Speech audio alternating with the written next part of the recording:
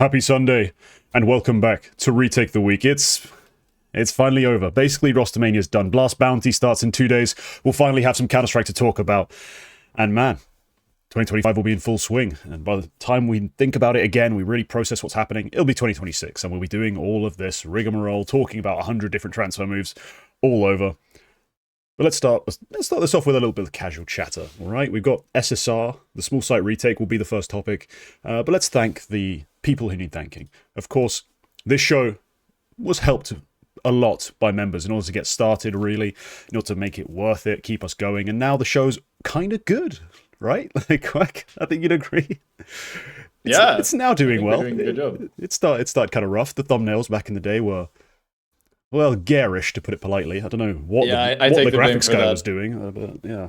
I take the blame for the pictures. Fucking hell. Also, yeah, some of the pictures were that beard. It haunts criminal. me it's still the thumbnail for this show, I think.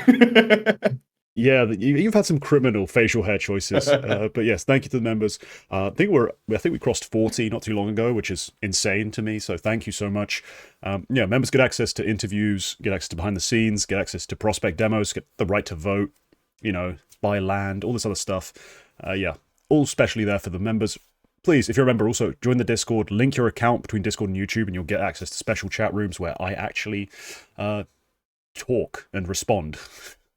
Because sometimes people will put stuff in comments. I'm not going to respond to them because it's too much time and effort. If you pay me, though, we have a special connection to the maximum. Quack, you got anything to promo? No, shout out to Tamworth. You're trending on Twitter because you're destroying my team right now, apparently. Wait, Tamworth winning?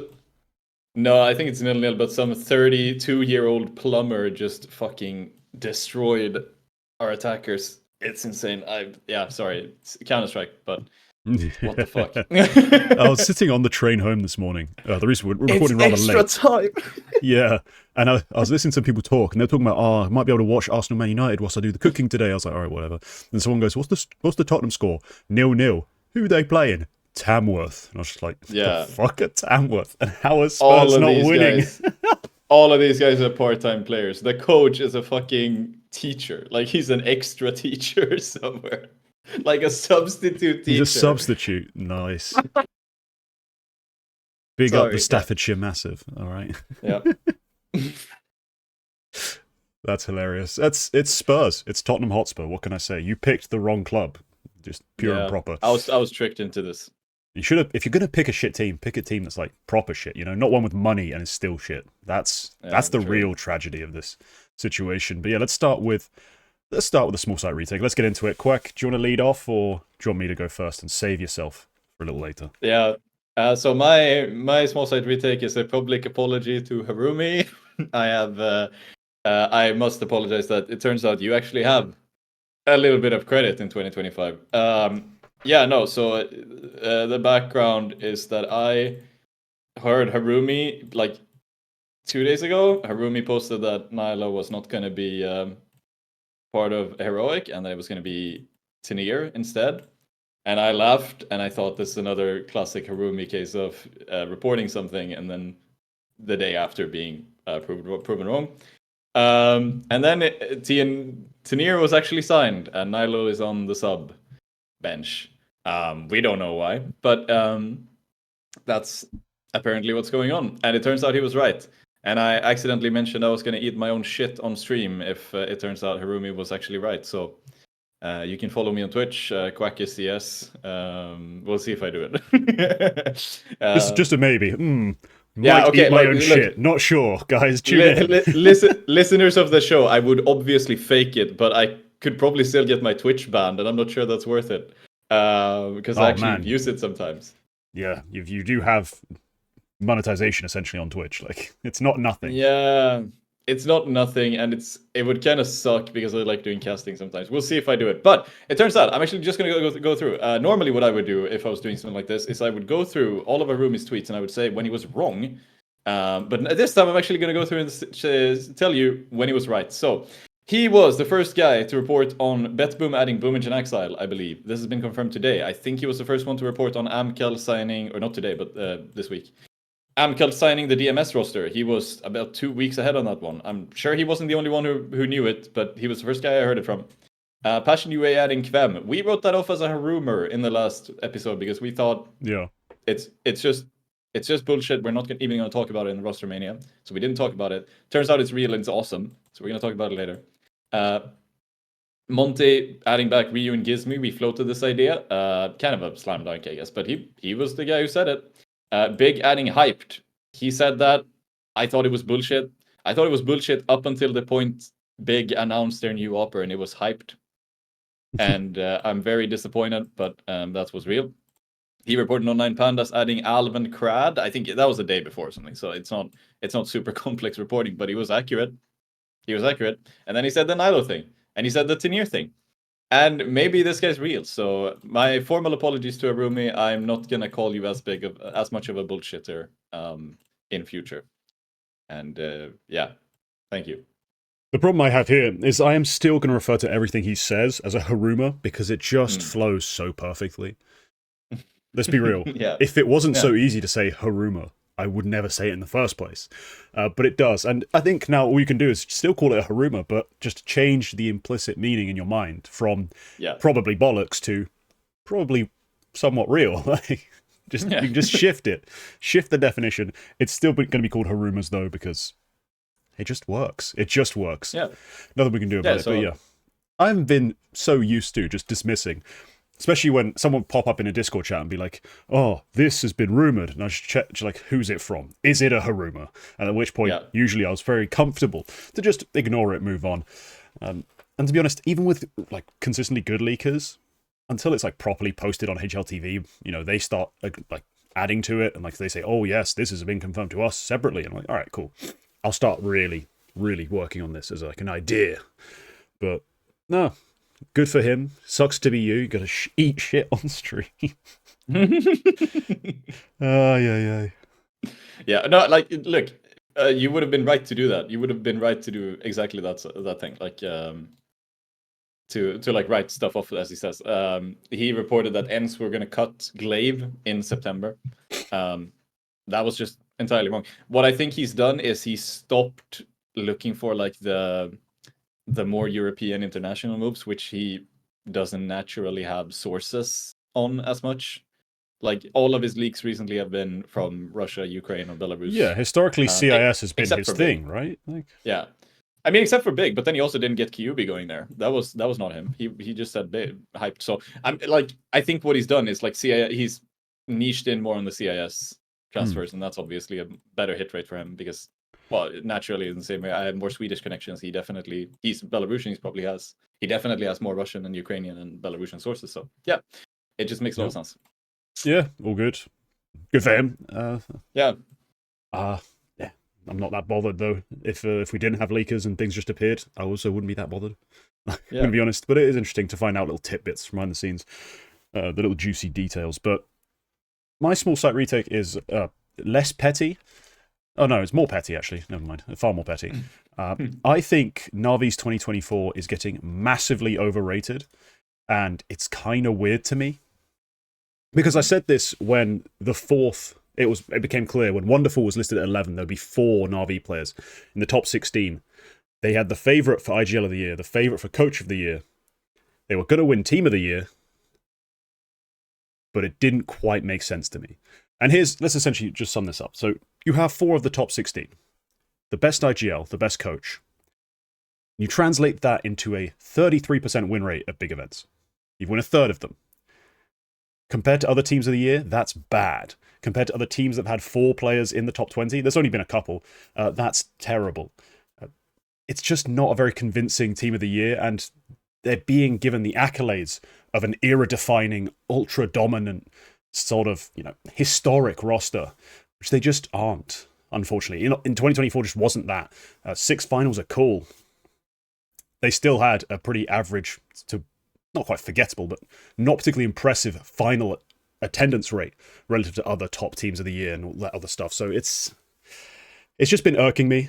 I think I need to bring that up. I mean, Quacke, do you have any ideas behind like why the narrative has pushed them to this extent? Because I just don't vibe with this idea of them being all that impressive over the course of the year. I think it's a bit optics. I think it's definitely Blade and Alexi B being there with like the idea that they are geniuses, and like there's an element of truth to that. They are probably coach and GL of the year no matter what. So, but then they don't have 4 of the top 20 players. That's you got to pick, because that's the problem. You don't have the closer of the year, the anchor of the year. You don't have 4 of the top 16. Like that just can't also be true. No, someone has to lose credit when they only win 4 big events and go out in group stages at 5. Like someone's got to take the hit for that. It seems no one is. They've been given like a flawless record essentially in terms of the accolades. Yeah. But it isn't flawless. No, I think the reason is just because the people who are there, like I think it might have been the same thing if like LXB and Blade were, leading Spirit. Like if they were with Spirit and they did the same thing with Spirit, I think it would have been the same thing. They would have been bang on team of the year. If Hallie and Chopper just had the personality of LXB and Blade, I think Spirit might have won. Because I think it might just be one of those things where like, how do you judge all of these things? And a lot of it is just vibes, like especially with coaches and in-game leaders, and that's often, what brings us this feeling of team play. I think sometimes it just comes down to what you hear in interviews. It comes down how things look, how things feel. Yeah, I think that's an element to it, but I think they probably were the best team of the year. It's hard to pick. I would have said Spirit, but like it's. Yeah, after my speech in defense of Spirit being team of the year during our end of year awards ceremony, I think that's roughly where the point shifted for you, and I'm very proud of that spectacular defense of Spirit's 2024. But then HLTV gave Spirit 3rd place. They thought G2 were closer to team of the year than Spirit. This is a fraudulent panel. I'm sorry, just a fraudulent panel. I think it's just ridiculous. I think like there's more teams I think have a better case for a team of the year than G2, honestly. But yeah, it's. I mean, they won 3 big events. I still think they were 3rd. It's just for me, it's not a conversation of them being 2nd. It's just not there. There is no shot. Not at all. But yeah, it's super weird. I think.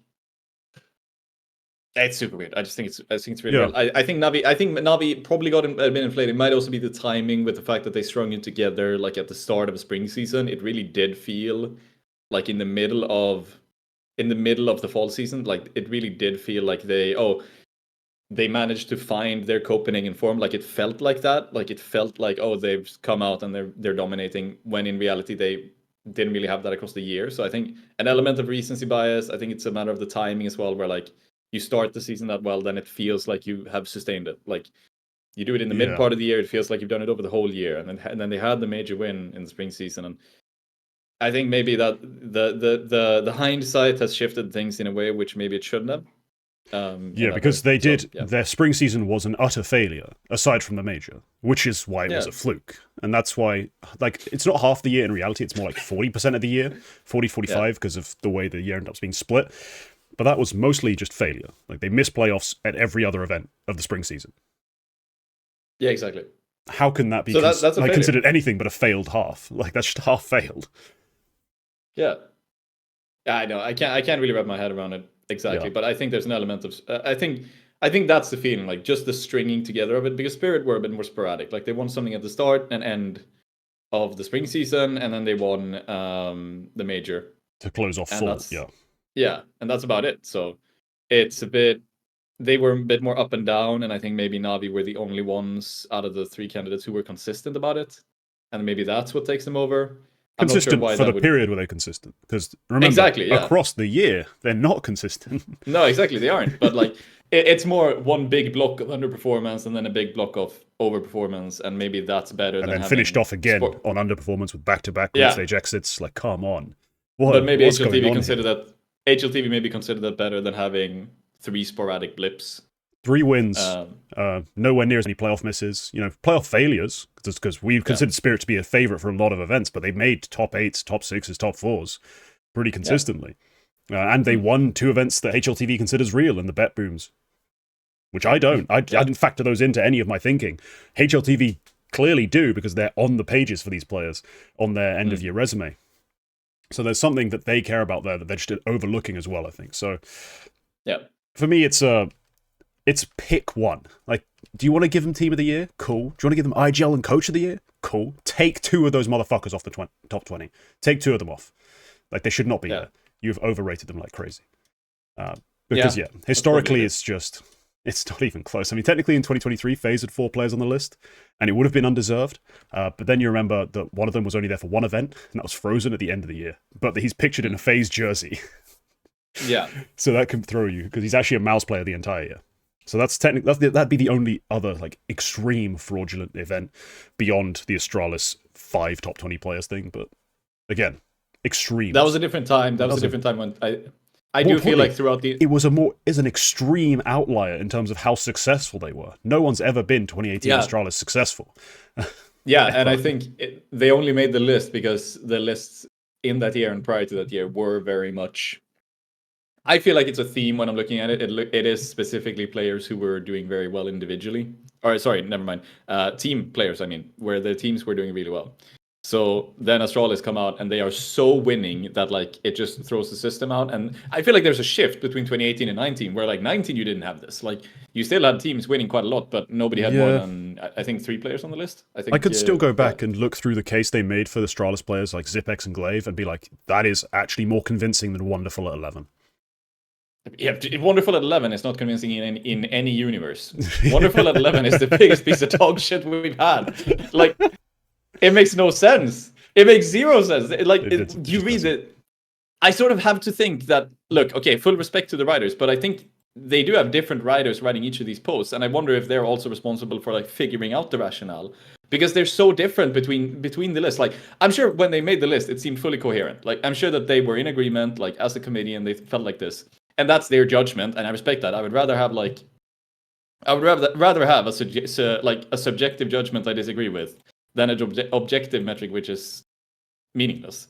But I do feel like when you read these rationales, like they mention this is what brings Wonderful down and this is what brings him up, and then you read on another person's article or you look up the same stats for people who didn't even make the list, and like they're better. Like it's completely the opposite. Like for some people, like it's really good to have a high floor, but then somebody has a really high floor and they're good in this and this and this, but they missed out on a couple of playoffs and stuff, and they don't make the list. So like somebody, that was the thing with Brokey. We looked up this stat. Like one of the stats they mentioned is that, just as a diversion, one of the stats they mentioned was that Brokey was the 8th best player in terms of percentage of maps above 0.85. And at a glance, I felt that's a bullshit stat. He's a passive opper. Of course, he doesn't drop below 0.85 quite often. I looked it up. He's actually the 3rd best opper in the world, and he's better than Shiro in that particular metric. So, fair enough. I tried to find some other players who were above him. Nertz is above him. Like, Nertz is one of the top 8 players in that metric. He's more or less equal individually to some other like riflers who didn't make a lot of playoffs. We're looking at players like Elysian and Santaris. In a lot of metrics, he's more or less equal. He's on an underperforming team, and he's made a couple of performances, including a major performance, like a major playoff appearance. He doesn't make the list, like, and that just doesn't make any sense to me, like at all. Like, because you look at some of them, and it's this way, and then some others is some other way. So I'm just wondering what's going on here, because I do feel like it's a bit incoherent. Like, they probably struggled with this for sure. Yeah, it was probably very difficult for them. But yeah, that's about it. Yeah, and that's why we quite often, that's why I like making our own list though. Like when we talk about it on the show, we do our end of year.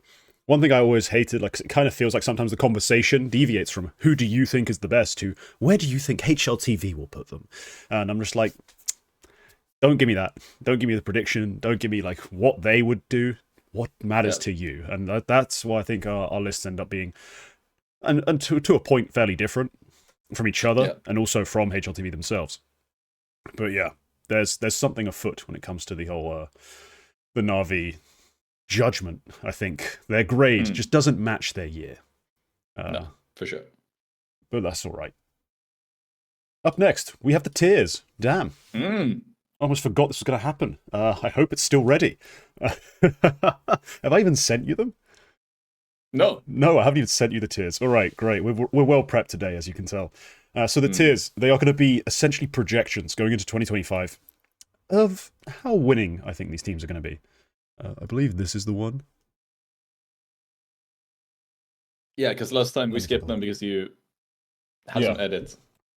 Yeah, no, I skipped them because we didn't have time, really. But I also did make a change. Oh, there is one change to the actual list that's not on there. Hang on. Bear with us. We are very organized. Yep. Yeah, I can tell you Spurs have now scored 2 goals in extra time. Oh, shut up about Spurs. Fucking God. This is embarrassing. Spurs. Yeah. There we go.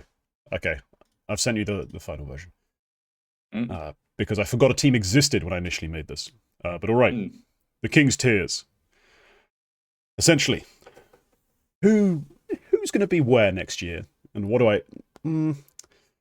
Some of them we're going to have to be obviously very vague about because it's a very long year. Things change halfway through. You know, last year G2 changed IGL, bring in Malbs, like it's all of a sudden an entirely different roster. So if things change again around the halfway mark of the year, obviously this is going to look very different. But this is just a projection based off the rosters we have and what I like and don't like. Funnily enough, it's in many places scarily similar to this year. I'm going to be honest. We start at the bottom. The teams who are 1 to 2 moves away. And I think some of them have been for a while. But I think those couple moves might make them very, very good. And technically now, this was done before Game Legion, before 9 Pandas confirmed their rosters. But I still think they probably are a couple moves away. And you said, Harumi said the 9 Pandas crad was probably temporary? Was that a rumor that came out recently? He said trial or test or stand-in or whatever. So maybe, 9 Pandas do make that big move. The Kyosuke of it all is still lingering in the CIS scene, let's put it that way. I'm sure at some point someone has to at least inquire. We have to hear an inquiry. And I just checked. All I did was check. Kyosuke's roles matched up perfectly with Dealer and Result. Like, he can play in that team. Shalfie has to take some worse spots, but hey, be an IGL. Let Kyosuke win you games. 3D Max as well. The problem with 3D Max is there's probably not that many great moves you can make in the French scene. But I think at some point you do have to try something. Probably go get one of the guys off Gen 1. I know that it's a bit iffy, like in terms of judging how much of a ceiling those players have, but there's still things to try in the French space. Next, these are teams with big dreams. If I think they have different chances of actually converting on those dreams, but they've all made some impression on us in the last year, and some of them have made roster moves now coming into this year that actually are kind of impressive. BetBoom especially. BetBoom, honestly, are borderline creeping into the next tier. Like, I'm really starting to think BetBoom might have a case coming into this year. But now, big, again, they've got big dreams. They've made some moves. They're staying German. It's not quite pushing them up either. Wildcard, honestly, with this roster, could do some stuff. Like, I'm talking not necessarily winning events, but show up in a couple playoffs, on a surprise basis, just because of the way the teams are being, torn apart in terms of the events being so close together. We may have some weaker opposition, some weaker fields. I think they could make a playoff push, and FlyQuest have now added Regali. They're now just stacked. They're just a stacked team. Just pure fragging. That's a team that can aspire to a lot, and they're still fairly young, outside of maybe Inns. I think Inns is like 26, Dex is 27. The rest of the guys are pretty young. Like so there's a real chance there. Tier 4 is where things start to get really interesting for me. These are the lurking threats. These are the teams that I actually think are outright going to be a problem. And Heroic, obviously now with their new roster, look a bit different than we expected, but I still find them quite scary. Pain, always a threat. Astralis, we sleep on them, but hey, the talent is real. As much as they do underperform the moment they leave the group stages of events, they are very talented. Furia, you could say the same thing.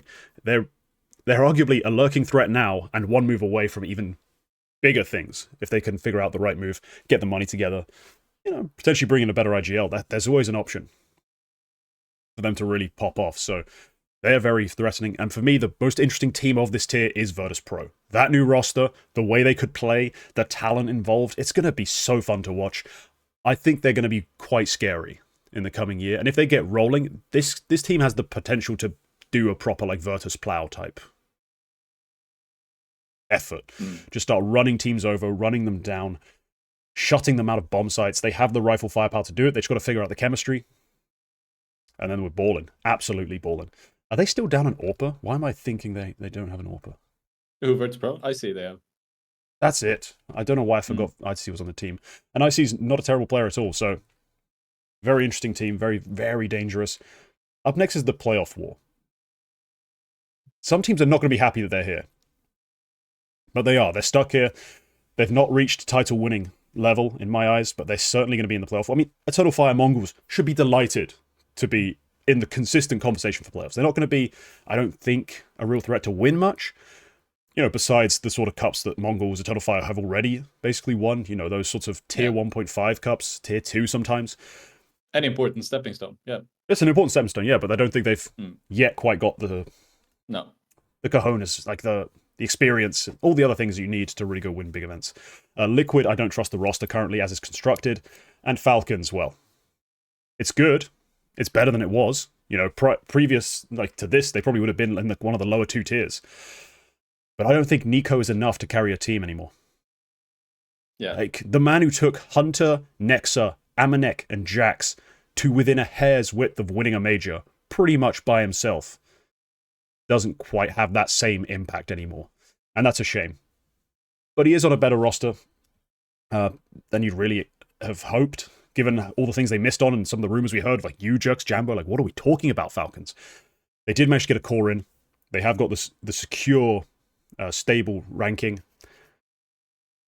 I don't think they can win anything, though. I still think they are a massive jump up in play from their AWPer, probably from one of the riflers, away from being a legit title winner. Up next, these are the teams. 1, 2 if lucky. They'll win a couple of events probably this year with the right amount of luck. And it feels kind of bad to say this about FaZe, because FaZe are, for me, this close. Like, this close to being, once again, the best team in the world.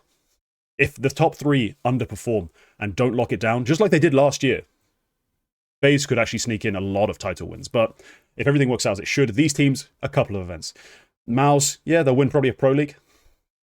That's just their home ground, Pro League. Maybe throw in, if they're lucky, like a PGL, Inclusion of Poker, or whatever the hell, like some other event that everyone's going to skip. In that case, great for them. It'll be nice to get just a proven big event win, on the stage, in the arena. But I don't see them really expanding on it this year. Until I'm proven wrong. As I said in my video, prove me wrong, Xertion, prove me wrong. Play amazing on big stages, and all of a sudden, all of this goes to the bin. Because you'll be one of the most dangerous teams. Just period. Finally, the minimum 1 title tier. If these guys don't win a single title, I'll be genuinely shocked. They should be competing for the majority of them. And I think this list can basically just go left to right. Like Spirit, I expect to win a lot. Vitality, I think the ROPS move is going to be a banger. They should win a lot. And I think Navi can make the most of the early year. As I've put it, they won't win beyond a certain point. But I think early on in the calendar, they're going to do really well. Pick up a few titles. And then probably win Team of the Year off the back of it. Because they were so consistently 8th place for the rest of the fucking year. Or whatever the hell HLTV will say. So, yeah. There you go. There's my tier list for coming into the next season. Sure. On the surface, it does look pretty similar. But I do think, yeah. Some of these rosters, whilst they are cool, may not have shifted the needle too much. Like, enough has changed that things have kind of stayed the same. I think this is a good list. Come on, I'm not sure what Paravision is doing here whatsoever. I think you could... Oh, I was anticipating entirely the Jame Dastan rebuild. Jame Dastan is probably happening. It's just probably going to be some kind of shit tier riflers, I think. You mean like a Vanguard who made the major final? Fair point. This is Jame and Dastan, man. Like, come on. I just think if you're going to put somebody there in that Paravision spot, I think you could have put a team like M80, you could have put Bait, you could have put Passion UA. I think Passion UA, now that they have Kvem, probably does make that spot. That's a crazy team. They probably they probably make it into Big Dreams, because that's a really good signing. But I only have so many spots before the screen is just taken over. Yeah, because you could take many teams there. I think Fnatic could fit that 1-2 moves away. ENCE as well. Nemiga are in this sort of conversation, I think. I think ENCE could be in that conversation. Yeah, maybe actually. Yeah. That's not the worst take. Never mind. Yeah. No, yeah. So maybe in the lower couple tiers, I do see what you mean. You could stuff it, but you could really stuff it. But another move, I think MIBR should move up a spot. Do you think they're that dangerous? And I think they're that dangerous, and I would honestly maybe switch them with Astralis. I would maybe move Astralis down a peg. You don't like Astralis? Astralis have made 0 changes. They just before this, Device decided he was not going to play the major cycle. He was going to go on a long holiday instead. in Asia. Like he just went on a tour of Asia instead, just used the China trip to like extend it into a big vacation, and then he came back. And I'm just kind of wondering, like, what is the vibe inside that team right now? Like, what's going on? Because Okay. it's talented. Yep. Nothing has worked so far. I don't think it's been a good while since I think Stown and Yabi looked really good, even on Astralis. I'm not sure. I'm not quite sure what's going on. Is the thing Well, the last basically? time they looked So good, basically, was what, the Blast World Final, where they made it straight out of groups. They did a classic Astralis, straight out of yeah, groups, and then lost in the playoffs immediately. yeah, uh, yeah. No, I'm not sure. I'm not sure, and I'm not fully sold on Stare either. I'm not even sure who I'd put in instead. I'm just not like I'm not overly excited looking at this Astralis roster, and to me, it just maybe it's just wishful thinking because I don't really like them that much. But maybe it is just that I think they'll continue going down. I don't think this is an upwards. This is not something which is going to go up. I just think they might stay in that like occasional group stage bracket, and then nothing else. Who did they have for Blast Bounty? Wildcard. Yeah, they lose that, and then I think for and then Katowice play in, and they'll probably have what like FlyQuest, maybe even Heroic. I don't know. But I don't know about them. I don't know about them at all. So we'll yeah, they can stay there, but yeah, I definitely move MIBR up a peg. I think they're really dangerous with Insania and Lukowski, and with the safe Insania and Lukowski is crazy, which I think that's better than anything Pain could, throw at the wall, just as a core. And What then Pain can throw at the wall is Big U0. Yeah. Yeah, that's way better than what MIBR have, I'm going to be honest. It's Big U0, man. And sure, the rosters, like, they've changed a player out now. They've got Davideus in. But they still have NQC. Yeah. They still have Cowers and Snow, who have been really solid, even at high levels. Like, sure, some people were confused by the removal of Lux. And same a bit. I didn't really see it as necessary, but Davideus is good. I'm just saying. As much as people are like, I've not quite seen the potential. Like, the ceiling hasn't come out. The fact that there is a ceiling to talk about is what's interesting with Davideus. That's why I have him there. Like, they are still a threat. That's true. Davideus is really interesting. I just don't think they have that same punch which MIBR can have. Like, if things click, if there's one event where things click for MIBR, I think they can go really far. I don't think Pain have that same thing. Like, if things click for Pain, it's going to click more often. It's just not going to click as highly. Like, it's sort of... So, when you look back on the year, who's going to have a better year? MIBR, who have a crazy underperformance and make a deep run, or Pain, who fairly consistently stay in that close to playoffs tier? I think Pain would be the better team. Like, I'd probably give it to Pain as the better team, but I'd still put MIBR there because they're the ones who I can see as a threat for like making a semifinal somewhere or something like that.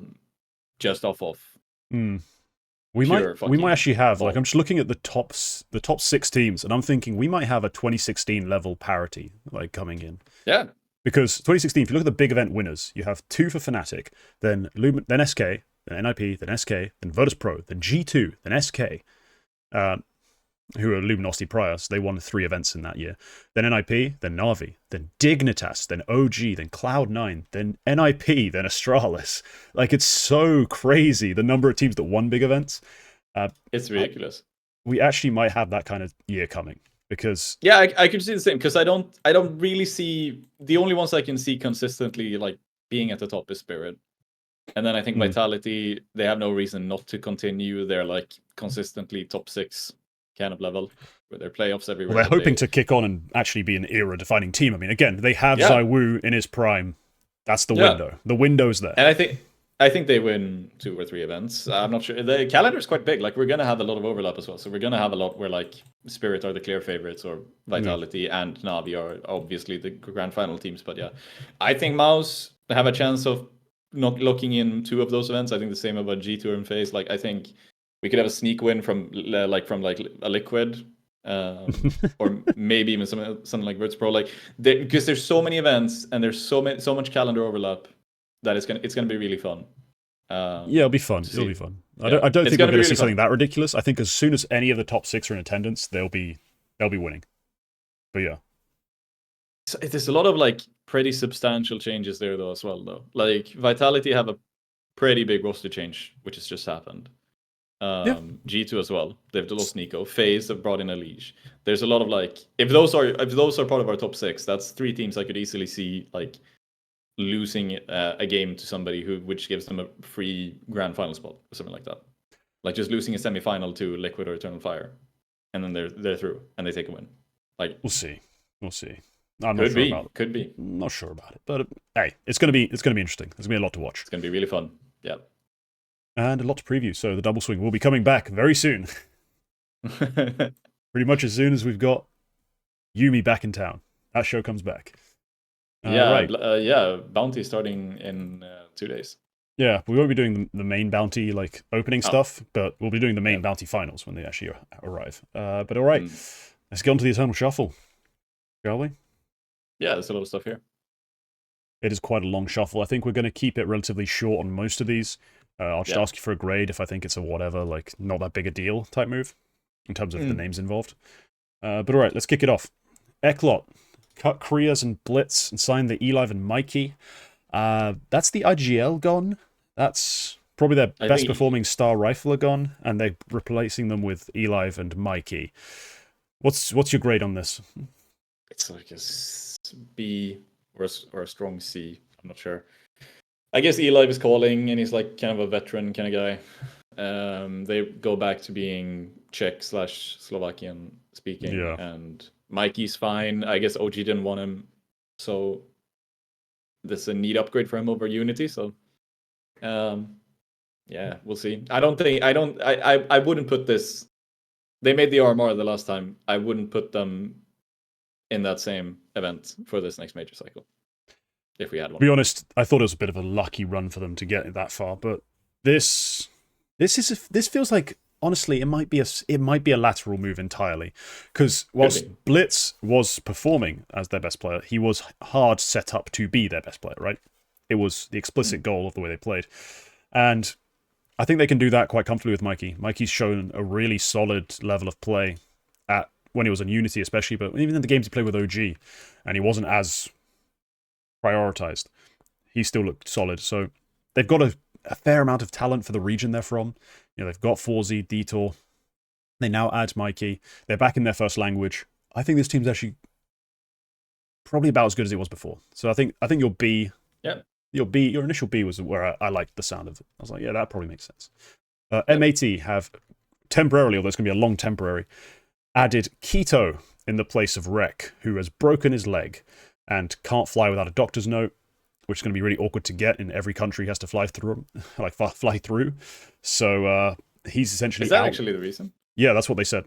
Yeah, most airlines don't let you fly without doctor's approval for you to get on their plane with a broken leg. So they were like, yeah, it's just going to be impossible to do that in all the places he needs to be. So Keto comes in. I guess grade it. I'd say a B+ for this one. I think you could have done a lot worse than having Keto, and I think Keto as like a hole filler temporarily is going to be fine. They're losing a lot in Rec, of course, and like Keto is not going to fill those same shoes, but like it I also like it as like a clear statement that Rec, you are going to be back and you're not going to be replaced by Keto. Like, you know, and it sucks for them, but I think it could still be enough where like they can hang around. I don't know if they should be in the Katowice play-in, I think, and I think they could, you know, sneak their way out of that and then go out last in the group stage, something like that. I think you've been incredibly generous. I get maybe a D-. I guess it's only good in the fact that it's definitely not going to be a permanent addition. Because it's Keto. But I remember the last time I had to watch Keto play, and it was on OG, and it was horrible. So I'm not a fan of this at all. Buddy, I don't know how you broke your leg, but if you're being a dumb fuck, then man, you're tilting me. They're not even in the Cato play-in, so it's just Bounty where they were going to lose to FaZe anyway. So Monty probably doesn't matter. Yeah, Monty have added Ryu and Gizmi from their academy, and Ivan. Was he also the academy coach? He was the academy coach. Yeah, okay. I was about to say that looks really familiar. That's they've promoted those 3 from the academy into the main squad. So the main squad now looks quite different to Monty's squad constantly changes in quite extreme ways. There's now Dika, Hades, Demka, Ryu, and Gizmi. I kind of fuck with it. How much do you fuck with it?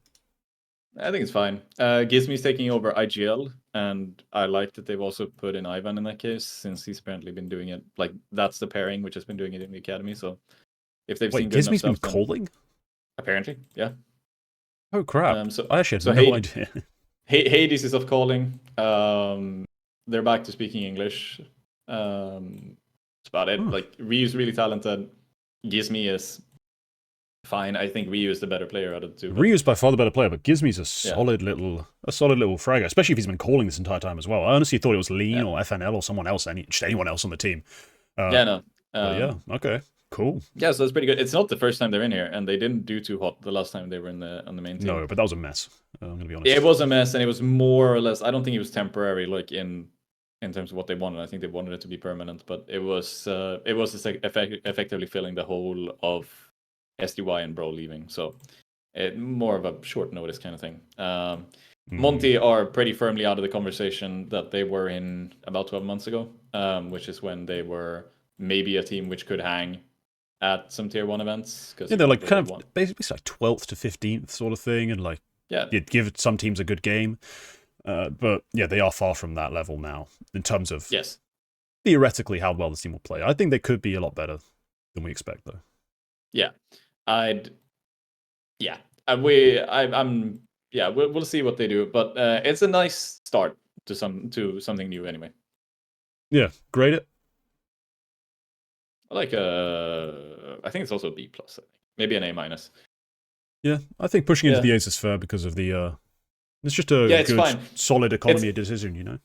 It is a minus because they've done it before and it didn't really work out. And like, I know it's a different time, they're different players, but like, there's always the risk that, you've already done once, why do it twice? It's a very different situation. I like it. Yeah. Passion UA are confirmed to be adding Kvem to the roster, which is that's bloody nuts, isn't it? Yeah, it's perfect. It's a great move. I love this move. Quem is seemingly out of contract jail, except he isn't really. Like, the ICLA are still claiming that his contract is valid and they're going to sue Passion UA. At which point I'm just going to say Zinchenko is just going to show up with all of Arsenal's legal team behind him, so good luck. As far as I know, there's no contract there. There's nothing to stop him from doing this. And Passion UA have got themselves a nice player there. I'd be more concerned with how the team changes with Topa at the helm, more so than I am. Yeah, more so than I am with Kvem replacing S Chilla, which is a slam dunk. I'm assuming it's probably going to be the other way around. Like, Kvem is filling for Fear's positions on the server, and then because Fear was fairly active and fairly frag heavy as a caller. Well, still Kvem is better than Fear as a player on the server. So we'll see how they do. I definitely put them in the tiers we did previously at some point. So at some tier, especially with Quem. Fan of this move then. Yeah, it's an A. Good. That's a lot. That's what I like to hear. That's the right grade. Yeah. Sinners cutting Oscar, rumored that he has been bought into a mix. Obviously, going to have an org if someone's paying for this shit. With LMBT, Stiko, Fessor, QQ, and Krasnal. Firstly, for Sinners, thoughts on this? Because I'm honestly not a fan of what they have left. Sinners, it's a bit of money, and that's about it. They have a bit of money and a worse offer. When he was bought out, I seriously thought it was big. We're gonna go international, and I would have heavily fucked with that move. But no, I have no idea. No, Sinners, I think it's a bit here or there. I didn't think Sinners were gonna move upwards too much next year, but it's or this year. But I'll say it's obviously sucks losing Oscar. Yeah, I'm not a big fan of this move for them, obviously. Like, they do get the money, don't get me wrong. Like, money's cool, but I don't like the roster, how it's currently built. I don't think there's enough talent on it to really compete, so we'll see what they do. No. And then with the mixed team, I don't know why Oscar's made this move. I'm assuming he's getting a bigger paycheck or something. Because this is a team which is starting from scratch. They have no invites. They have open qualifiers is all they have. Maybe a wild card invite. I'm not even sure how that works. I saw CCT.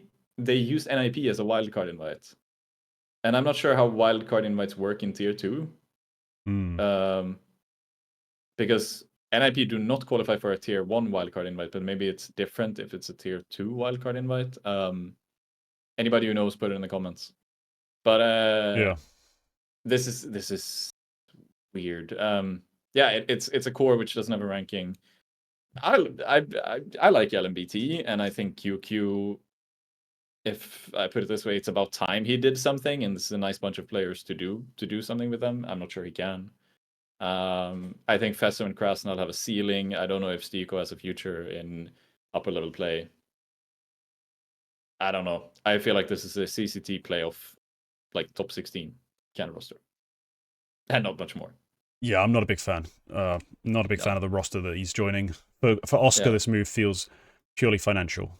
I don't see why else he would have done this. He just wants some money. Hopefully he's getting paid. Like, yeah, I mean, he's been flirting with retirement for a while. So yeah, get that bag, big dog. A+ via Rolly. FlyQuest Red, cutting Munster and Kaude, or losing them in whatever fashion. Replacing coach coming in is Sheikh Azula, which shake a booty. But yeah, Munster Kaude, that's a big pair of names. Cutting Kaude, I don't know about. Munster, friend of the show, I have to rate it F if he's getting cut. No, sorry. What I heard is that this was maybe like financially motivated. I don't know if what that is about. If Munster is asking too big of a paycheck, or if it's just Sheikh Zula is cheaper because he's American or something. Might be some tax situation there which they can get around.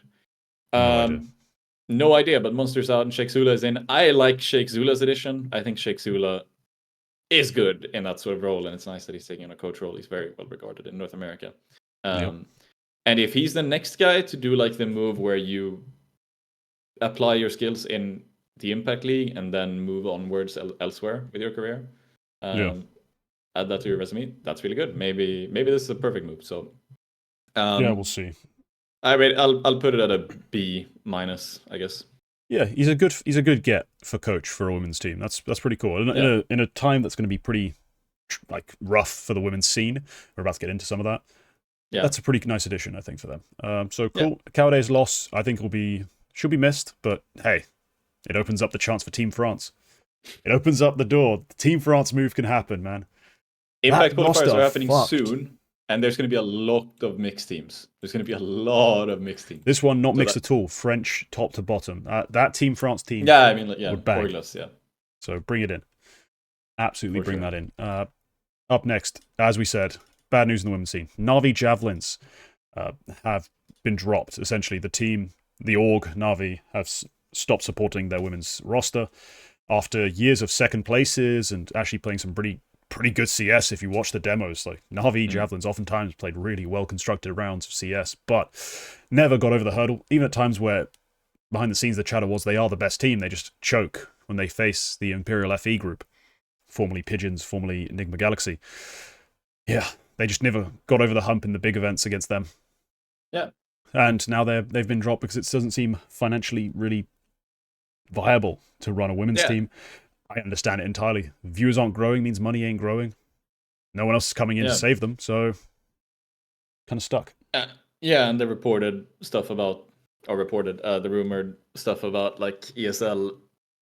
Well, actually, no, this isn't even rumored anymore. They actually made it public. They just didn't really mention the fact that they are cutting a lot of the guaranteed money that Impact teams get, and now instead it's more performance dependent, where like if you make it deeper you get money, which is supposed to be specifically allocated towards content creation. So they've kind of done what we said, like make more content about the players and give more visibility. 3 years ago. Yeah, but they've also done it by making the business model of being an Impact team even less sustainable than it already was. So yeah, I can't grade this move, but it's like because it's fully understandable. It's just really sucky. I guess if I was going to grade anything, give it anything a positive grade, it's that a lot of talented players are now available. And I think those Impact qualifiers might be the best in a long time because we're going to have some really, really fun mixed teams in there. The quality of CS will probably be pretty low just because everyone's new to each other, except if Team France reunite. But they'll just come in and destroy everyone if they do exist. Bit of awkward. Amcal have bought out basically the entire roster of DMS. The young primarily Russian-speaking team. I mean, I think they're all Russian-speaking, just very different nationalities. Yes, they are all CIS, basically, players.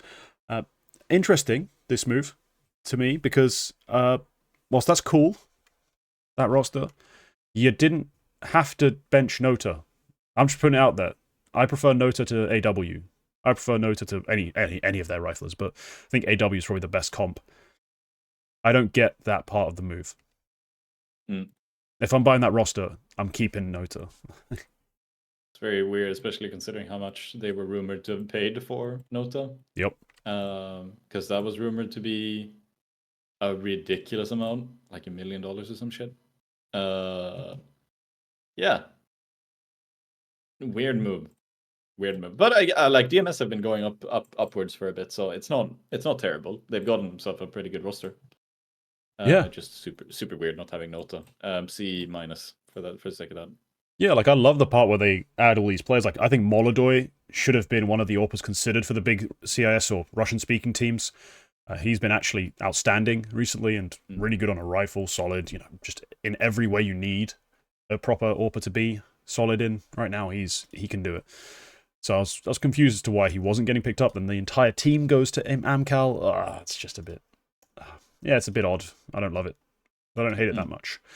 Gamer Legion have cut Volt and have added PR and Res to fill in the void also left by bloody hell.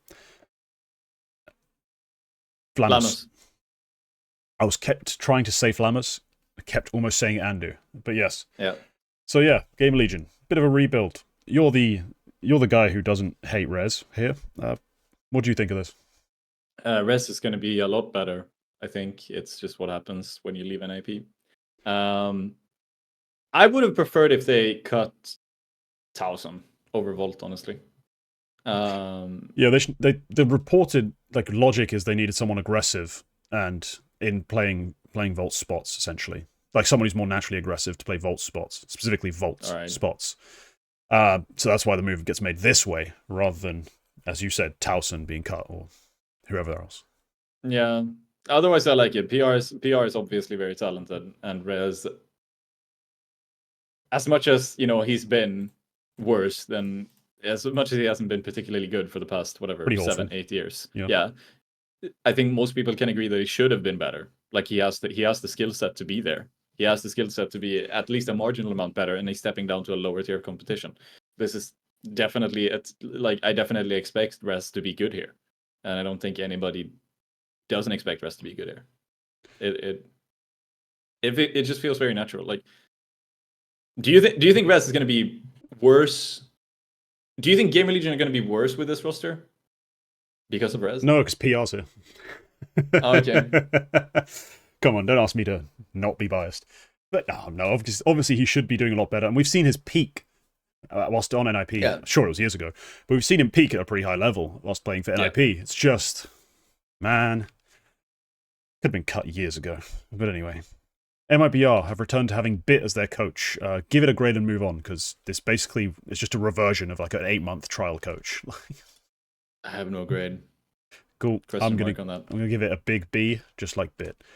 9 Pandas have finalized their roster. Maybe they've added Crad and Alv, and they've also started playing games with this team. So I actually have some things to say about the way they're playing. So Quacke, do you like this move? No, I think it's like a C- because they could have done so much better, or maybe even a D, because I just think they could have done. I don't know what kind of money they have. I think there was somebody did a mapping of this where it turns out 9 Pandas is basically just 1xBet. Yeah, it's their team, so they probably have the money to do something bigger here. Like they probably have the money for an Art Frost and maybe not a Kyusuke, but maybe somebody else. So that I don't particularly like, and they made the benching so early. It does feel like they could have spent the off-season finding something so much better. But maybe this is like some crazy scouting where they found exactly what they need.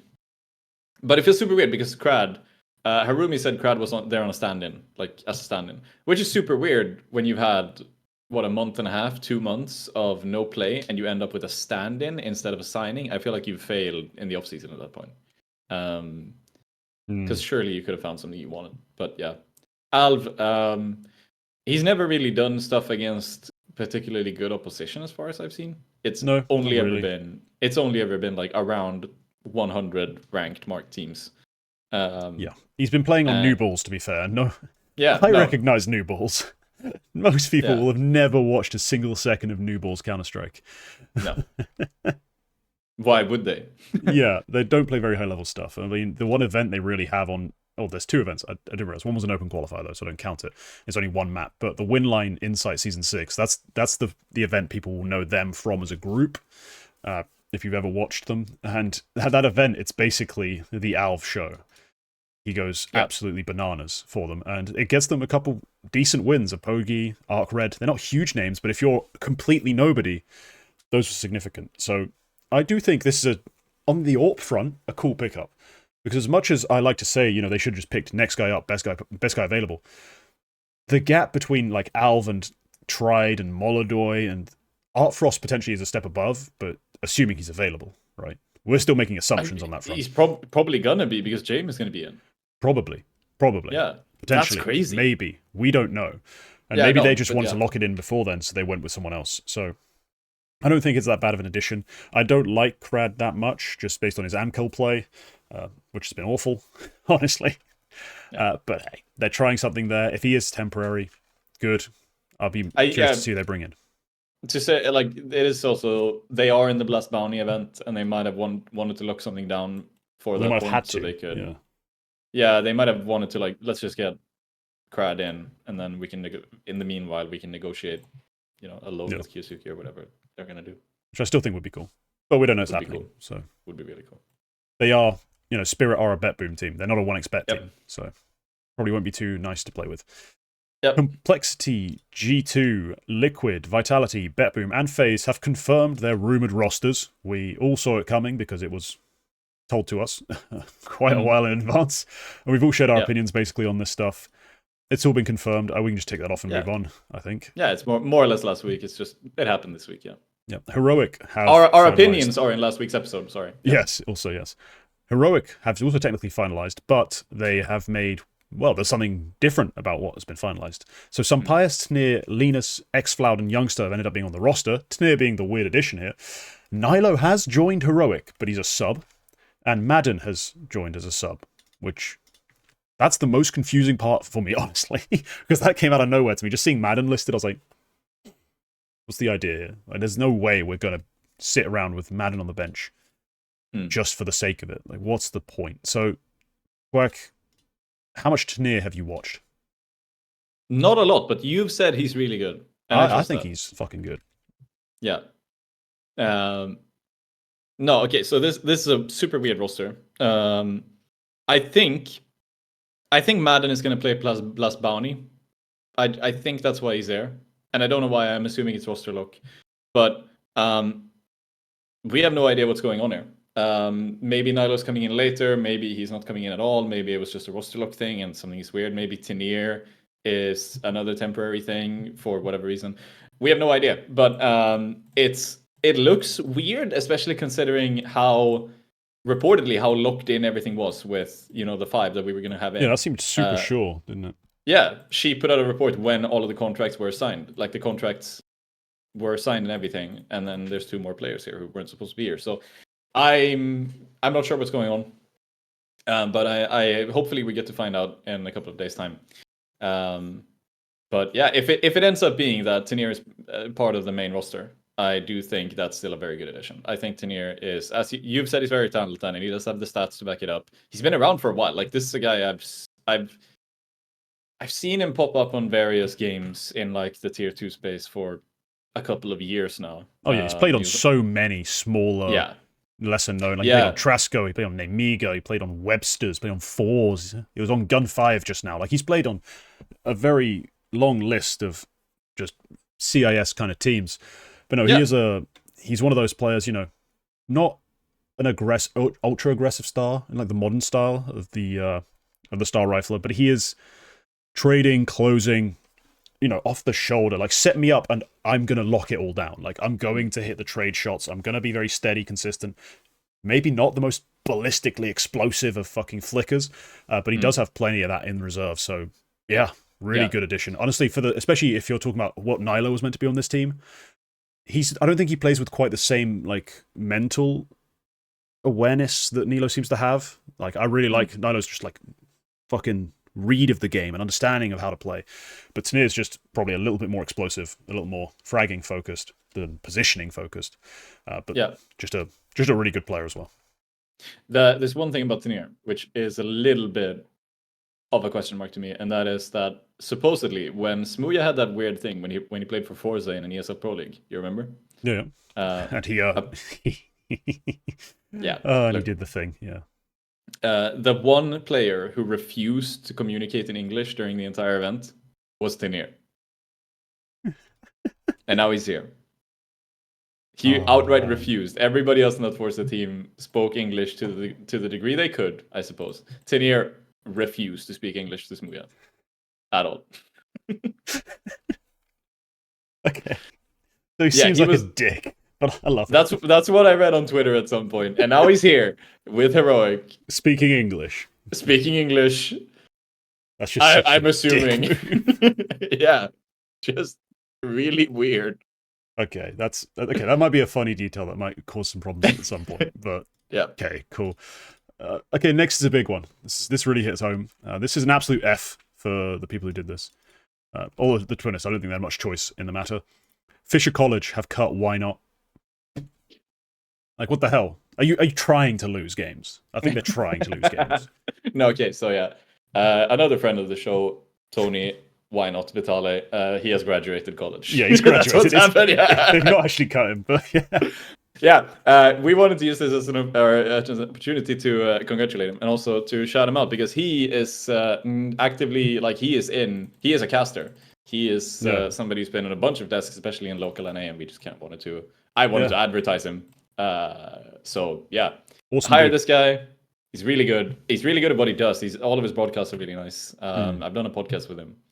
And he's just got a good voice, I'm going to be honest. He's just got a great voice. Like so many of the casts I listen to in low-tier Counter-Strike, I'm sorry, you just don't have the voice for it. Totally has the voice for it, and he can control it. He can do the little, like, you know, hyped up moments where you really got to use the full vocal cord, the diaphragm, everything properly. Like, he's got the techniques down. And he's a legend. Like, he's just a cool dude. Like, yeah, he's done LANs. He's done several LANs. He was most recently, it was at Launders LAN. Like, Americans will know about this guy. They know who he is. So he's our guy. He's done a bunch of CCT casts in Europe as well. Like, he gets up in the morning to do like the afternoon CCT casts. Yeah. And like, he'll do a European game and then 2 South American games, and then that's his day basically. Which is crazy. That's the tier 2 grind. But yeah, just hire him. Just hire him right now. All of you, give him money, please. Yeah. Right. Next, onto some smaller news. Ecstatic cut Nixon and have added Syra, which, I mean, I hate the fact that TSM dropped the Danish team. That just kind of sucked to me because I thought they had quite a lot of potential. Syra ending up here the same way Xiphon ending up on Sashi is just kind of ugh. What are we doing? This just isn't fun for me. Please stop. I don't like this. And like Ecstatic are they do have TMB, and like I've been trying to be a TMB stan for years, so I'm still going to watch these games. And I think Syra is going to add a little bit more firepower to the roster, because as much as Nixon was fundamentally sound in the Danish way, he just didn't excite on the fragging front. Syra's shown me some glimpses, so yeah, maybe that improves them, but I don't know. What's your grade on this, Quacke? It's probably going to improve them. It's the same kind of thing where I think Syra could have made it somewhere else. I hope he's on a shorter term contract, so like if things start going well, Syra can get out of here. No, yeah. It's a fine transfer. It's good for Ecstatic, I guess. I was kind of high on Ecstatic. When this Ecstatic roster kind of formed after the last one left her Gaming Gladiators, I think they sort of like they spiked upwards quite a bit. Then they brought on TMB, and I was like, nice, cool move. And then they haven't really done anything. I feel like it's been ages since I've seen them win anything. Yeah. So yeah, I'll give it a C, I guess. In general, it's good for Ecstatic, but I think Syra could have had better. Yeah, Metasport have essentially rebuilt their roster. Well, finished it off again.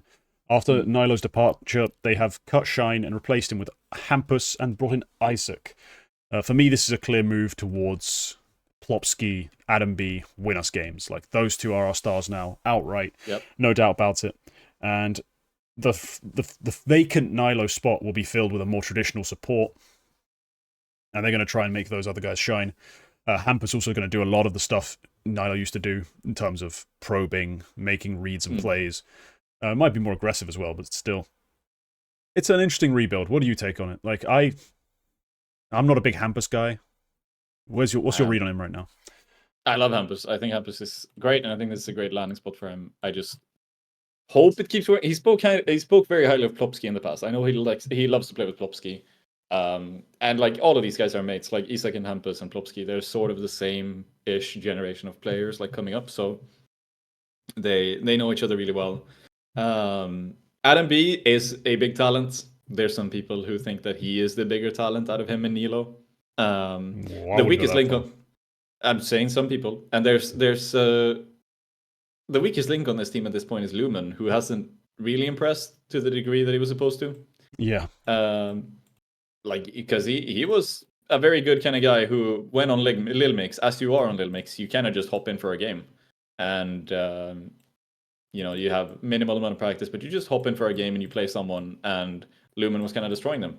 So I think it was a fine pickup for Medisport at the time when they were on a very short notice losing Jaquinho and here. Now they obviously have bigger ambitions, and I'm curious if maybe the move they should have done was to cut Lumen and bring on like an Opper instead and just kept Shine, I guess.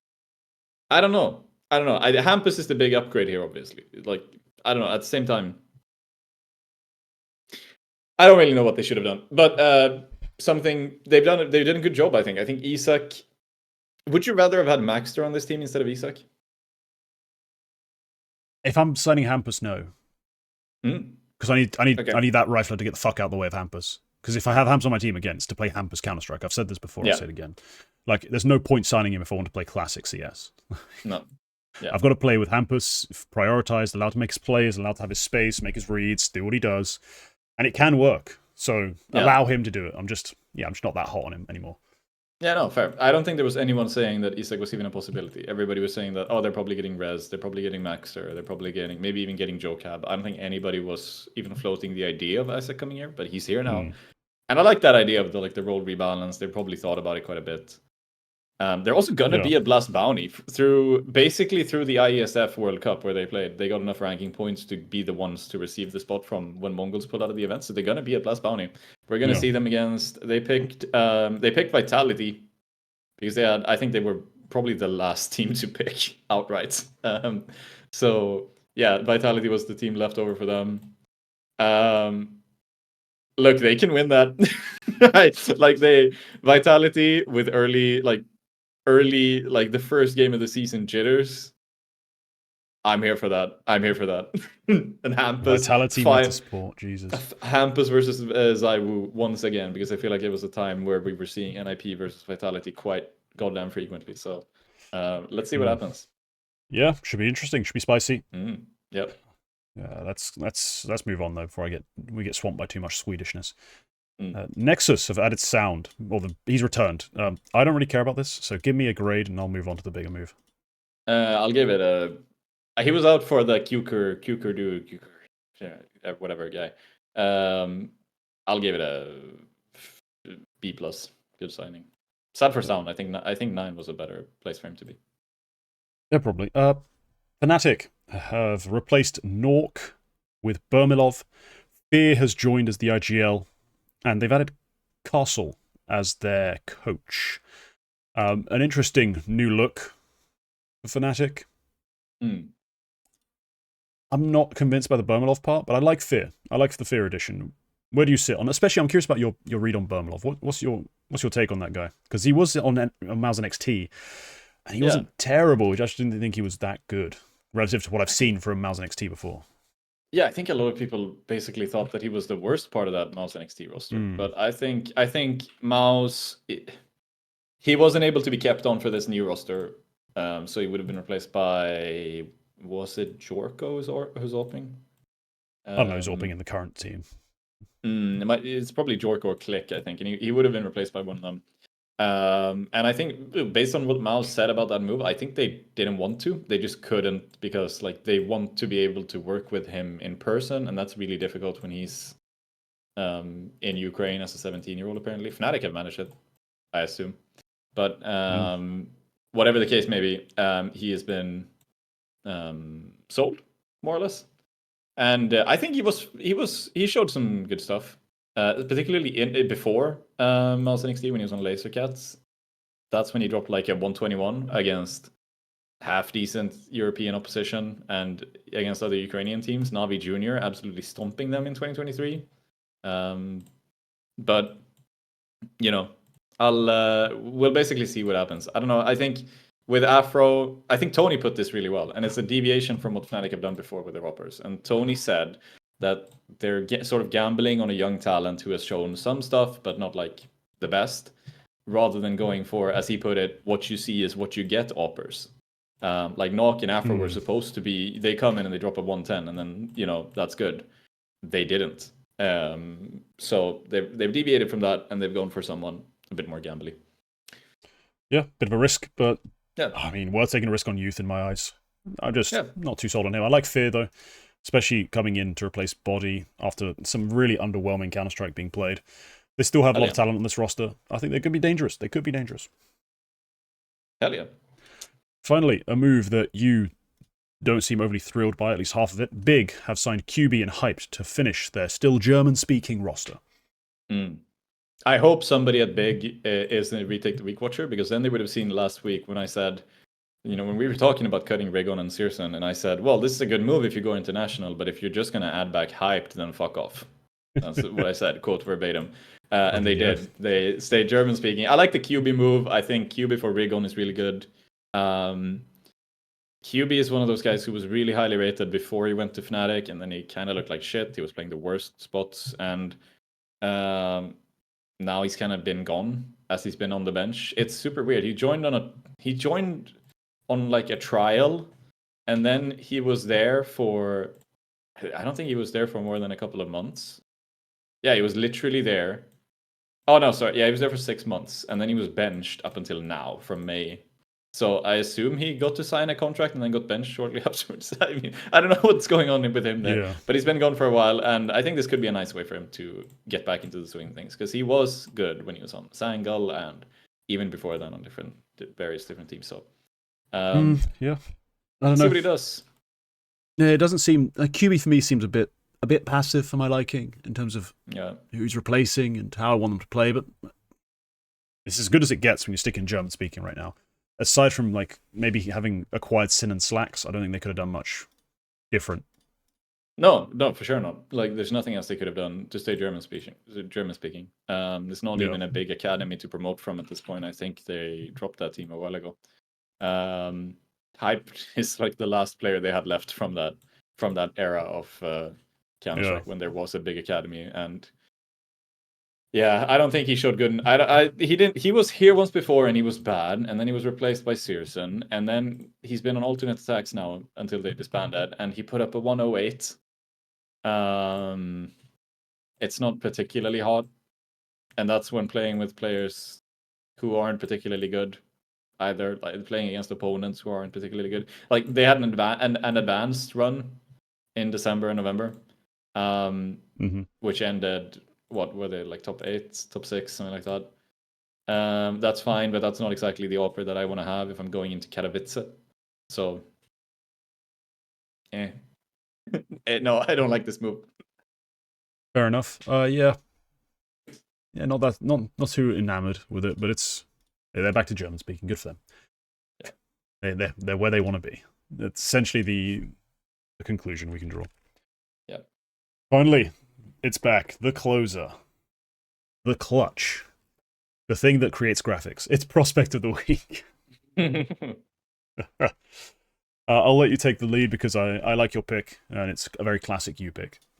Yeah, they're playing right now. I'm going to pick Susp. Once again, I think I picked him before, but he's had a really good week. They've actually started playing Wildcard took the opportunity, because they're going to Europe, by the way, for both Blast Bounty and Katowice, I believe.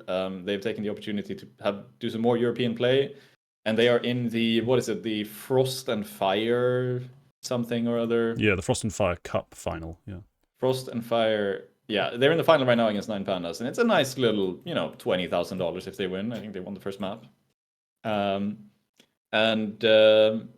Yeah, that's like, he's just played really great, which is nice to see, especially with like travel being what it is. Obviously, I would assume they were in China, and I would assume they went back to America. Maybe he was in Europe for a while for vacation in the off season, and it's just nice to see that he's right back to hitting the ground running, top performer on his team, and they're going into Blast Bounty in what, 2-3 days? Maybe they have their first game. Yep. Yeah, against Astralis, like I said before, they're winning that one. I believe in the Stanislaw. No, Stanislaw, legit IGL, honestly. The fact that no one's trying to rip him out of that team is good for wildcard. Yeah. Because a lot of teams could have done with a good IGL. But no, Susp, Suspicious P, absolute G. Love watching him play Counter-Strike. Always believed every time I brought him up on the double swing. Got questioned, got doubted, but he just kept dicking people down, so Suspicious P, my guy. When's the drill mixtape dropping, though? Like, come on. I'd go so hard. Suspicious P. Yeah. Alright, I've picked Alv. I have picked the new 9 Pandas Orpa, the one who is currently playing against Susp in the final of the Frost and Fire bollocks. Frost and Fire Europe Season 1. Yeah, iconic name, of course. Can't we have, like, couldn't they have called it, like, you know we have cups, because you get a cup. You're Frost and Fire. Give, like, a battle axe. Like the Frost and Fire battle axe. Or, like, something like that, because that'd be fucking fun. But anyway, yes, Alv, he has been pretty good in the few games he's played with 9 Pandas. Not a stunning start to the grand final of this event, but honestly, he's on a new team. He's shown a couple good games since being here, so I'm just going to give it a bit of a chance of a shout out. He was good on New Balls. The little we got to see of New Balls, he was impressive. He was dominant. He was aggressive. He was feisty. So far, not quite that much aggression from what I've seen in the 9 Pandas system, but he's put up like a 1.16 rating for them, which is kind of nuts. 0.73 KPI, not crazy stats, not insane production, but really, really good compared to, well, honestly, what iDisbalance was giving them. So I think he's a good upgrade. Young, still has time and space to develop. Might bring back some more of that flair that he had on New Balls when he needed to have a lot more of it because the rifle play just wasn't there. And hopefully good things for him. And we get to see more of 9 Pandas in big events, because I'm a big Dealer Des fan. I think Resalt's a solid fragger. And Shalfie is like a fragging IGL, has always been an interesting player to watch. So I want to see more of them. This guy, a decent pickup, all things considered. Speaking of Sus dropping a drill album, when is this guy joining Dragon Force? Alv on lead guitar, yeah, that's true. Do you know what? I think Sus could make a pretty good drill album. He kind of has the voice for that, like a low bassy British drill kind of thing. I think he could do it. I think it could be a neat pickup. He's definitely shown the stuff to be one of those Russian prodigy operas we've seen time and time again. But great week for him. I'm still just a bit disappointed. It's a really good start for him, yeah. But you're trying to be a Debbie Downer, but like, I'm only down about the crab part. I think Alv is as good as it gets, really. Yeah, all right, fine, yeah. I think that's fair. But I think that's the show. Oh my god. First episode of the year, or first big episode of the year, and it's an hour 20 minutes. Look at us. Yeah. Look at us. A long time ago, we would have thought that was a long-ass episode. Just when we started, I was like, Retake the Week would be a quick show, 30, 40 minutes on a Sunday. Yeah. How fucking quickly that went off the fucking rails. Yeah. Tangent man. Diddle-a-doo-doo-doo. So if you made it this far, you're my hero. We are moving the show to Mondays because I no longer have like a full-time job, and it makes sense. Yeah. I don't have to do it on a Sunday. I can actually sleep, see people, have a social life. All that other lame shit normally people do. But yeah, that's it. Leave a comment, tell me your thoughts on all the moves, all the upcoming events. I'd be curious, the tiers especially. Leave a like if you enjoyed, and sub for more content. Remember, members get bonus stuff and the right to vote, etc. It's pretty fun being a member, and it's pretty cheap. But all right, we'll see you next week, Monday. Goodbye.